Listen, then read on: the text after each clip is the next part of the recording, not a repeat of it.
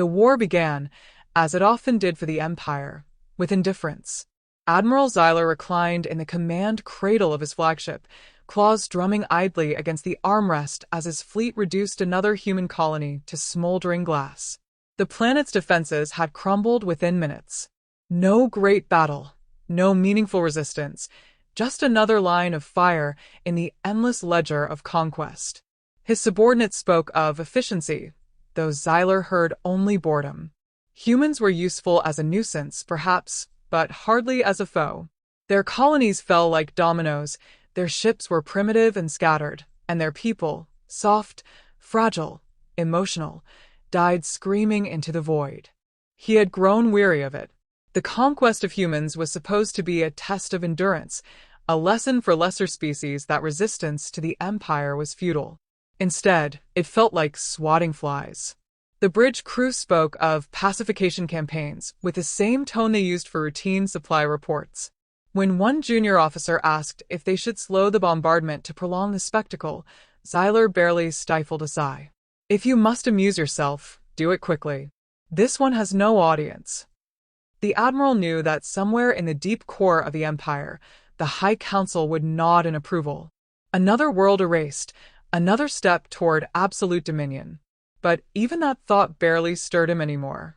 He needed something grander, something that could rekindle the thrill of conquest. His attention drifted to the glowing star map, where countless red markers signified humanity's feeble presence along the fringe. And then he saw it. Earth. The homeworld. The original nest. The cradle of their kind. His talons traced the line of human expansion backward, following scattered colonies and trading posts until they converged on that single blue sphere, still marked as restricted engagement in the official fleet records. It was supposed to be spared for last, left as a prize of war, but what was the point of restraint? What lesson could be clearer than breaking a species back upon their very birthplace? When he suggested it to his officers, their reaction was predictable. Nervous laughter, cautious objections, quickly stifled when they saw the glint in his eyes. Xyler was no fool. He knew how these creatures worked. Attack their core, and the rest would collapse into despair. Earth would serve as a spectacle to amuse the weary Empire, a reminder that no matter how fiercely the prey resisted, the hunter always claimed the heart. The order was given. The fleet reoriented itself, drives igniting in silent unity, each ship a blade, pointing toward the blue jewel. Xyler imagined the panic when Earth's people realized the Empire had finally turned its gaze upon them. He imagined their cries, their desperation, their futile pleas. Perhaps this would be the moment he rediscovered satisfaction.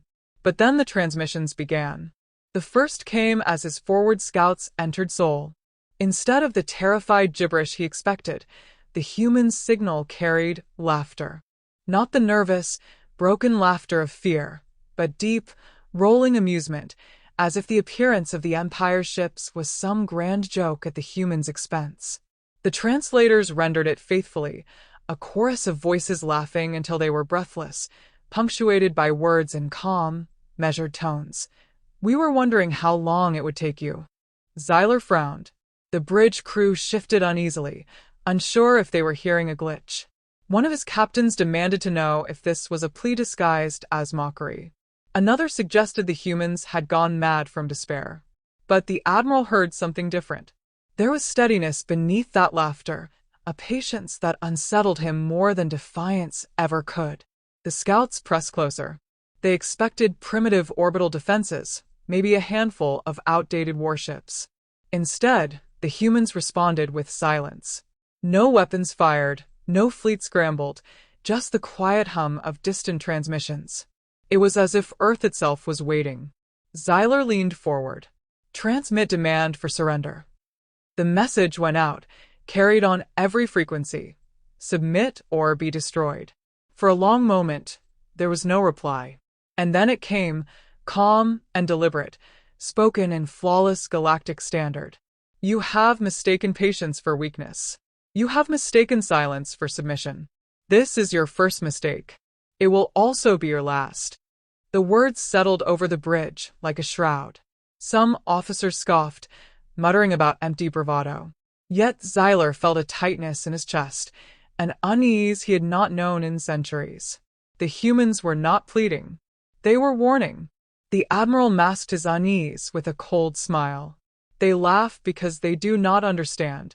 Soon they will. He dismissed the transmission, but the laughter lingered in his mind, replaying in fragments, echoing across the silence of the command chamber. He stared at the star map again. The glowing dot of Earth pulsed faintly, not as prey, but as something waiting. For the first time in his long career, Admiral Xyler wondered whether he had chosen his target, or whether his target had chosen him. The fleet continued its approach, engines burning like a storm on the horizon. The Admiral reclined once more, but his claws no longer drummed in boredom. They tapped, restless, against the armrest, each beat a question he could not silence. Was this conquest, or the beginning of something far darker? And as Earth's oceans turned beneath the shadows of his warships, the laughter still played in his ears. The first salvo never came.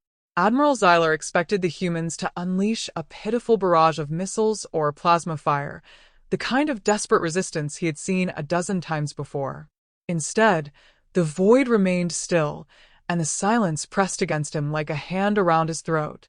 The scanners reported nothing unusual, no fleets, no orbital guns, but he felt eyes upon him all the same, as though Earth itself was watching. Then, without warning, 3 of his forward ships winked out.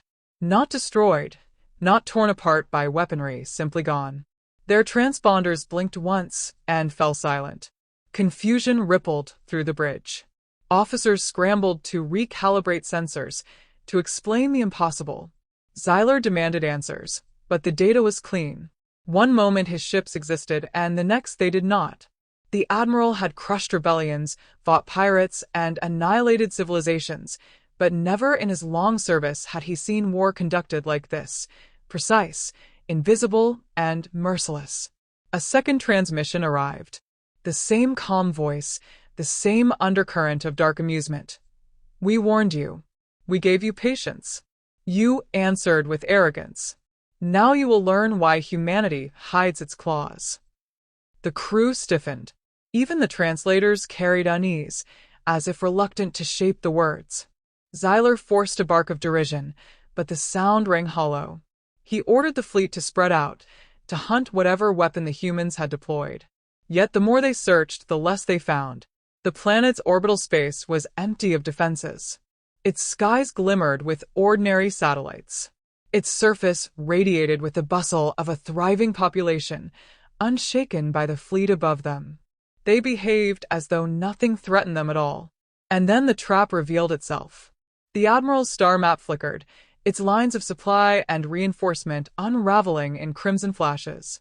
Reports cascaded in from the outer sectors, human forces striking trade routes, human fleets appearing where they had no right to be. Not vast armadas, but small, precise units that crippled key nodes with surgical efficiency. Entire convoys vanished, their escorts destroyed before they could signal distress. The colonies that had once seemed helpless were suddenly revealed for what they were: decoys. Their defenses had been nothing but bait to keep the Empire blind. Humanity had been watching, waiting, measuring every move. The weight of the revelation settled over Xyler like chains. They had not been conquering prey. They had been led into a snare.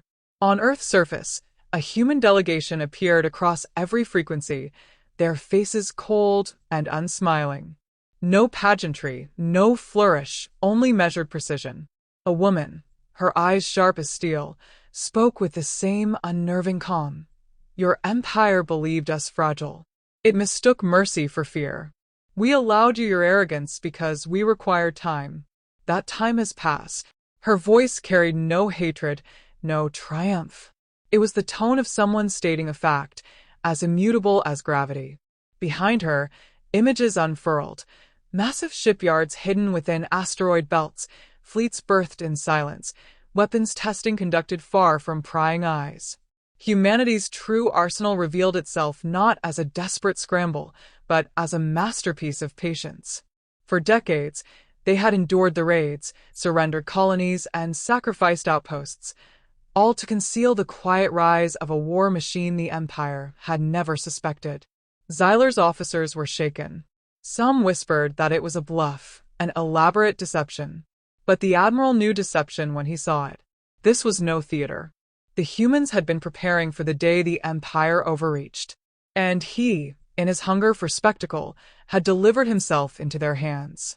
The first direct strike came swift and merciless. A wormhole bloomed in the heart of his formation, luminous and silent, disgorging a fleet of human vessels unlike anything recorded. Sleek, angular, bristling with strange energy signatures, they moved with eerie synchronization, as if guided by a single will. They did not roar into the fight. They slid forward with the inevitability of executioners.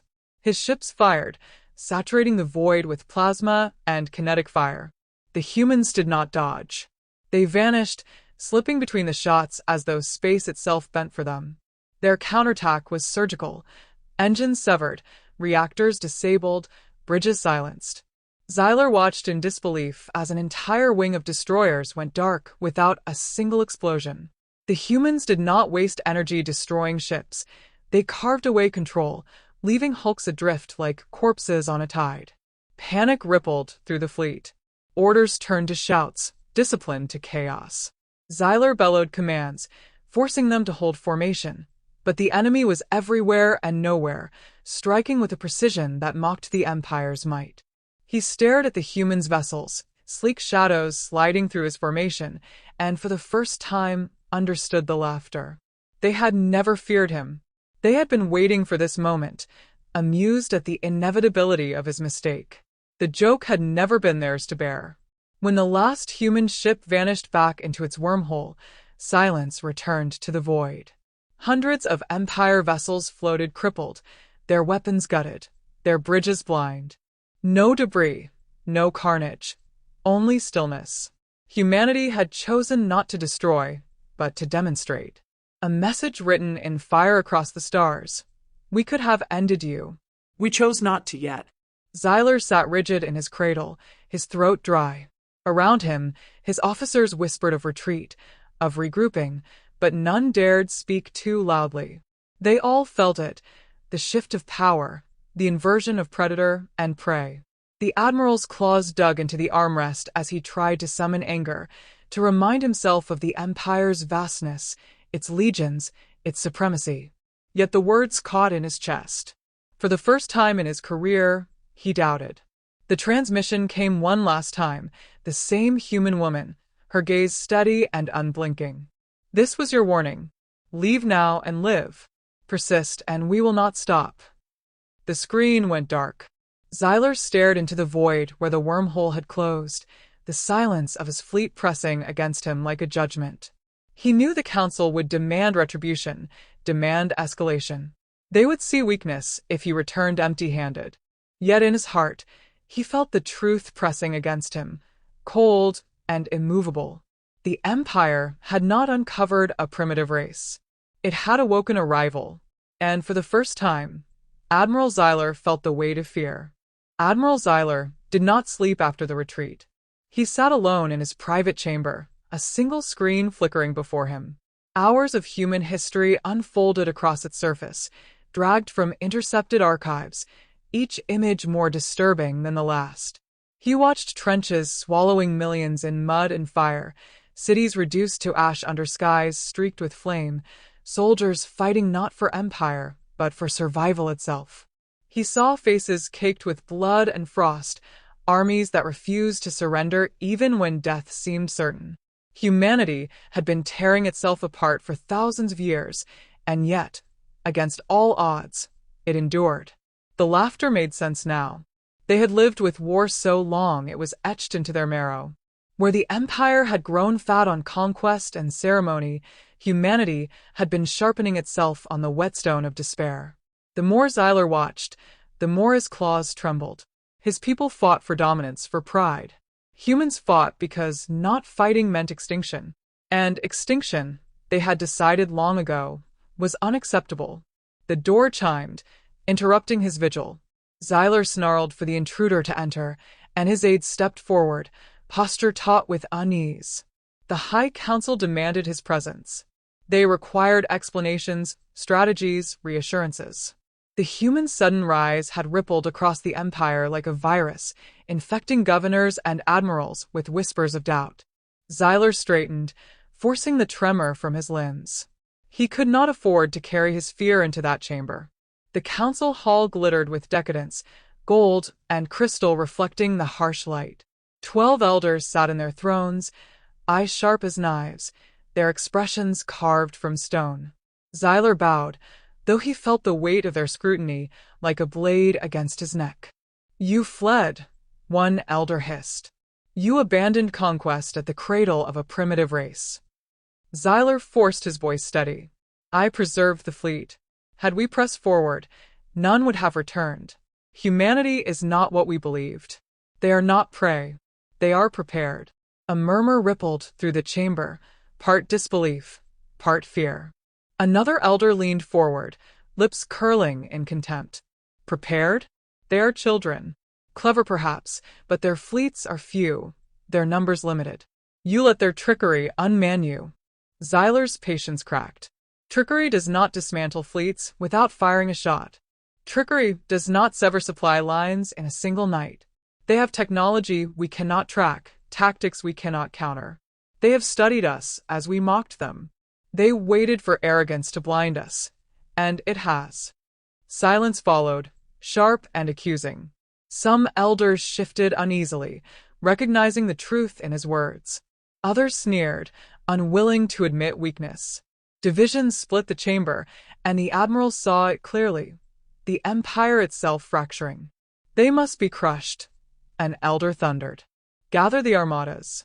Burn their worlds to ash before their infection spreads." "Strike too soon," Xyler countered, "and we will give them what they desire. A single, glorious battle where their precision can dismantle us. They do not fight for honor. They fight to annihilate. If we misstep again, it will be the end of the empire." His words fell into the chamber like stones into water, sending ripples across hardened faces. Yet he saw the refusal in their eyes.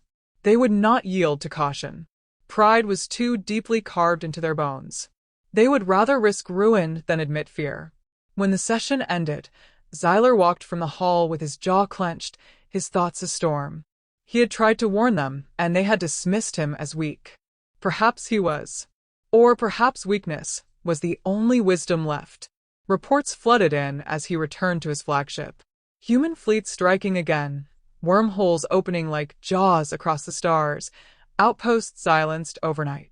It was not chaos. It was orchestration, a symphony of war conducted with chilling precision. Each move severed arteries, bled the empire slowly, methodically. And still the humans did not overreach. They never struck more than they needed. Every action whispered the same message. "We are in control." Xyler stood upon the bridge once more, his officers waiting for orders, their eyes flickering with unease. He looked at their faces, young, old, seasoned, green, and realized they were beginning to see what he saw. The fear was spreading. The Empire had never known a rival that did not posture, did not scream, did not crave spectacle. Humanity wanted none of that. Humanity wanted victory, and it was claiming it piece by piece. In the quiet, he felt the memory of their laughter once more, echoing like a specter. Not mocking, not cruel, but certain. They knew what was coming. They had always known. Xyler gripped the armrest, his claws gouging grooves into the metal. He had two choices: obey the council and march his fleet into slaughter, or act against them, to preserve what remained of his people's strength. Treason, perhaps, but was it treason to save a dying empire from itself? The stars outside flickered with distant bursts of light, each a world falling silent.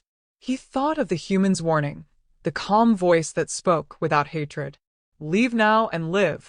Persist and we will not stop." For the first time he considered obeying. Yet duty chained him still. The council would demand retaliation, and he would lead the armada, no matter the cost. The storm was gathering, inevitable and vast. Xyler felt the weight of it pressing down, a shadow stretching across every world he had sworn to protect.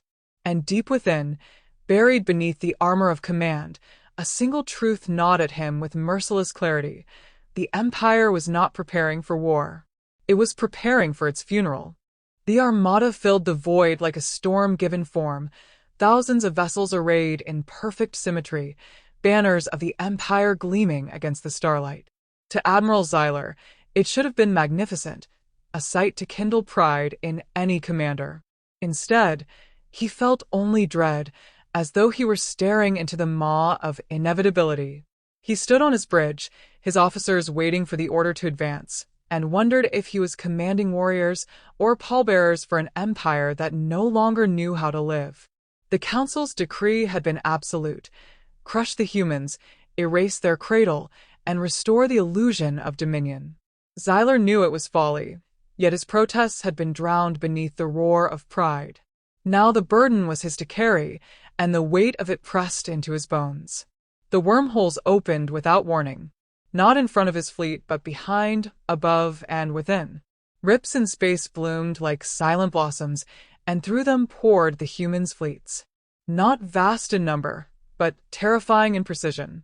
Their ships did not blaze with grandeur. They slid through the void like shadows, each movement economical, inevitable. The first strike came without sound. An entire wing of carriers lost control of their drives, drifting helplessly as their escort scattered. A second strike gutted supply ships, leaving fuel lines severed. No explosions, no chaos, just silence, like a predator's bite severing the spine. Xyler barked orders, forcing his formations to adapt, but the humans anticipated every shift. His commands were answered with counters, his maneuvers swallowed by wormholes that bent space to their will. The Empire's strength, its sheer scale, became its weakness. Ships tripped over one another, colliding, firing blindly into the void. The humans did not falter. They struck with the calm of surgeons, dismantling piece by piece, until the once mighty Armada resembled a carcass picked clean. Xyler watched as centuries of imperial pride unraveled in minutes, his officers shouting in panic, their voices hollow against the stillness of the enemy. Then came the message. The same human woman appeared upon every screen, her gaze unwavering, her voice like stone carved against the tide. We warned you. You would not listen. Now you will learn that mercy has limits. Her words were not triumphant. They carried no venom. They were final, the tolling of a bell before the collapse of a temple. Xyler felt his chest tighten as he realized she spoke not to him, but to history itself. The Empire's fleets broke. Commanders fled, abandoning formations, their ships scattering into the void. Some tried to surrender, broadcasting desperate signals, but the humans did not pause to negotiate. They disabled, silenced, dismantled, until resistance dissolved into drifting wreckage. And yet, in the heart of the carnage, Xyler saw their restraint. The humans struck to cripple, not to annihilate. They could have burned every ship to ash, turned his fleet into a graveyard of fire, but they did not. They chose precision over destruction, control over slaughter. It was mercy, but a mercy that chilled him more than any weapon could. On his bridge, silence reigned as the last of his functional ships regrouped, fewer than half their number intact. His officers looked to him, some pleading for retreat, others for vengeance. Xyler raised a hand, silencing them. He had no lies left to give, no illusions to shield them from the truth. They have already won, he said, his voice low, steady. We fight only to prove we do not understand them, and they will kill us for it. The words landed like stones in the still air. His crew said nothing. They knew it too. Moments later, the wormholes closed, and the humans withdrew, leaving the Empire's armada broken and humiliated, its survivors adrift in the dark. They had not claimed victory with fire. They had claimed it with inevitability. The summons came swiftly. A human vessel appeared from nowhere, docking with Xyler's crippled flagship. He expected soldiers, executioners. Instead, he was brought to a chamber stark in its simplicity, A single table, a single chair, and the same woman waiting for him. She studied him, her eyes calm, her presence heavy as a mountain. Xyler braced himself for condemnation, for mockery, but her words were colder still. You are not our enemy. Your pride is. Your empire is. What you choose now will decide if your people survive what is coming. He struggled to answer, his throat dry. And if I refuse? Her gaze never wavered. Then you will vanish as so many empires before you. But if you bend, if you learn, your people may yet have a place in what comes next. We did not ask for this war. You brought it to us. And now we decide how it ends. The Admiral felt the weight of centuries pressing against him, the voices of the Council screaming in his memory, demanding defiance. Yet their voices sounded small now, brittle and hollow. Before him stood a power that did not roar or boast, but simply acted. Humanity was no longer a victim, no longer prey. It was the future, and the future demanded recognition. At last, he lowered his gaze. Then teach us. Better slaves to wisdom than corpses to arrogance. The woman's expression did not soften, but she inclined her head slightly, a gesture of acknowledgement. You will not be a slave. You will serve, as all who remain will serve, in something larger than empire. That is the choice we offer. When he was escorted back to his ship, Xyler felt no triumph, no shame, only exhaustion.